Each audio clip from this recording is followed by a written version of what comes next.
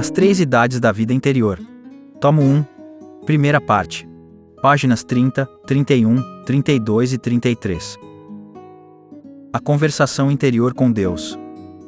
A vida interior é, essencialmente, uma elevação e uma transformação da conversa íntima que cada pessoa tem consigo mesma, a partir do momento em que surge a tendência de transformá-la em uma conversa com Deus. São Paulo nos ensina na primeira carta aos Coríntios, capítulo 2, versículo 11. Quem dentre os homens conhece o que se passa em seu interior, senão o espírito do próprio homem que está dentro dele? Da mesma forma, ninguém conhece o que se passa em Deus, exceto o Espírito de Deus. No entanto, o Espírito de Deus revela gradualmente às almas de boa vontade o que Deus deseja delas, assim como as graças que Ele quer lhes conceder. Que sejamos dignos de receber com docilidade tudo o que Deus deseja nos oferecer. O Senhor diz àqueles que o buscam: Tu não estarias à minha procura se já não me tivesses encontrado. Essa revelação progressiva de Deus à alma que o busca não é isenta de luta, pois essa alma deve desprender-se das amarras que são consequência do pecado, removendo gradualmente o que São Paulo chama de o homem velho, para substituí-lo pelo homem interior. Esse santo escreve aos Romanos, capítulo 7, versículo 21. Descubro esta lei em mim: quando quero praticar o bem, o mal está ao meu lado. Sinto prazer na lei de Deus, segundo o homem interior, mas vejo nos meus membros outra lei, que luta contra a lei do meu espírito.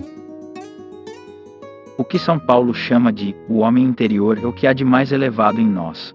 A razão iluminada pela fé e a vontade, que devem dominar a sensibilidade, algo comum tanto ao homem quanto ao animal. São Paulo acrescenta: Não percamos o ânimo, pois, à medida que o homem exterior se enfraquece em nós, o homem interior se renova dia após dia. Sua juventude espiritual é constantemente renovada, assim como a da águia, pelas graças que recebe diariamente. De tal modo que o sacerdote, ao subir ao altar, pode dizer todas as manhãs, mesmo que tenha 90 anos: Subirei ao altar de Deus, ao Deus que alegra minha juventude. Introibo de altare de Deum qui letificati o vento temem. São Paulo insiste. Colossenses 3, 9. Não mintam uns aos outros, visto que vocês se despiram do velho homem com suas práticas e se revestiram do novo, que está sendo renovado em conhecimento, à imagem do seu Criador. Nessa renovação, já não há grego nem judeu, nem bárbaro, nem escravo, nem homem livre, mas Cristo é tudo em todos. O homem interior se renova constantemente, à imagem de Deus, que não envelhece. A vida de Deus está além do passado, do presente e do futuro, ela é medida apenas pelo único instante da imutável eternidade. Da mesma forma, Jesus Cristo ressuscitado não morre mais e permanece em uma eterna juventude, vivificando-nos com suas graças sempre renovadas, para que possamos nos assemelhar a Ele. Aos Efésios, São Paulo escreve: Me prostro diante do Pai, Deus, para que Ele vos conceda, segundo as riquezas da sua glória, que sejais fortemente fortalecidos pelo seu Espírito no vosso homem interior, e que Cristo habite em vossos corações pela fé, de modo que, enraizados e fundados na caridade, possais compreender, com todos os santos, a largura, a extensão, a profundidade e a altura, e conhecer a caridade de Cristo, que ultrapassa todo conhecimento, para que sejais preenchidos com toda a plenitude de Deus. Esta é a vida interior em toda a sua profundidade, aquela que constantemente busca a contemplação dos mistérios de Deus e se alimenta deles em uma união cada vez mais íntima com Ele. Agora, isso não está escrito apenas para as almas privilegiadas, mas para todos os cristãos de Éfeso, assim como para os de Corinto.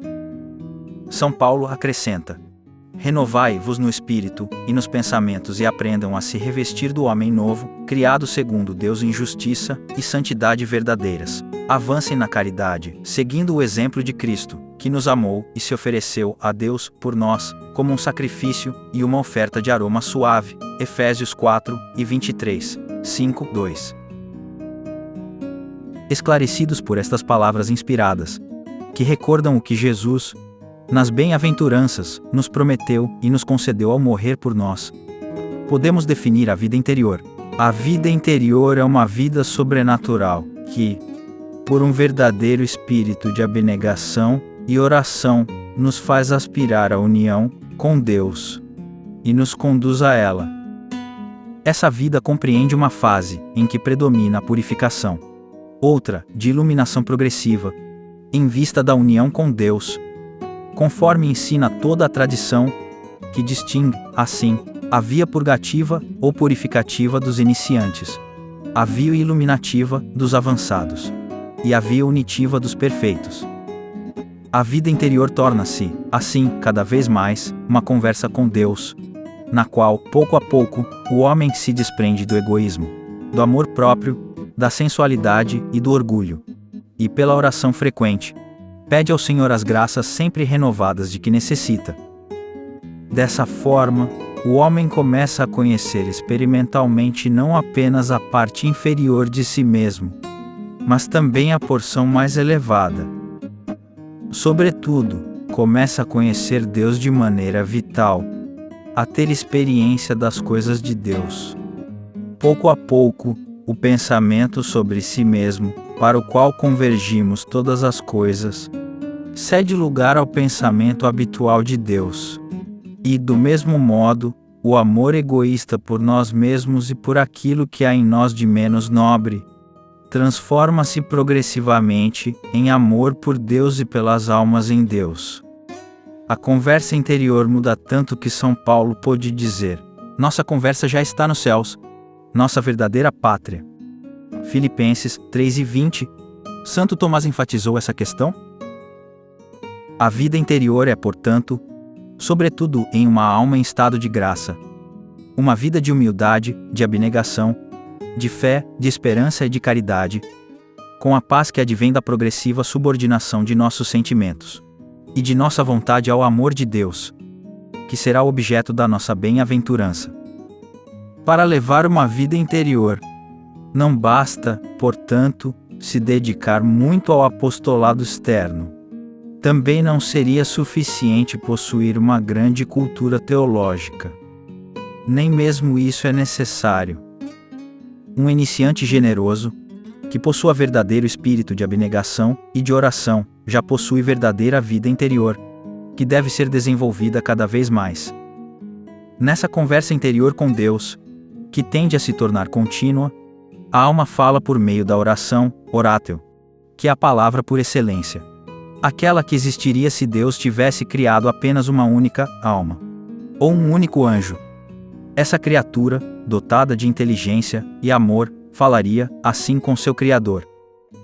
A oração é, por vezes, de súplica, outras de adoração e de ação de graças, mas sempre é uma elevação da alma a Deus. E Deus responde, recordando-nos as coisas que nos ensinou no Evangelho, e que nos são úteis para a santificação do momento presente. Não disse nosso Senhor: o Espírito Santo, que meu Pai enviará em meu nome, vos ensinará todas as coisas, e vos recordará o que vos ensinei. João 14:26. O homem vai se tornando, assim, cada vez mais filho de Deus, percebendo com maior clareza que Deus é seu Pai, e se infantilizando cada vez mais em sua presença.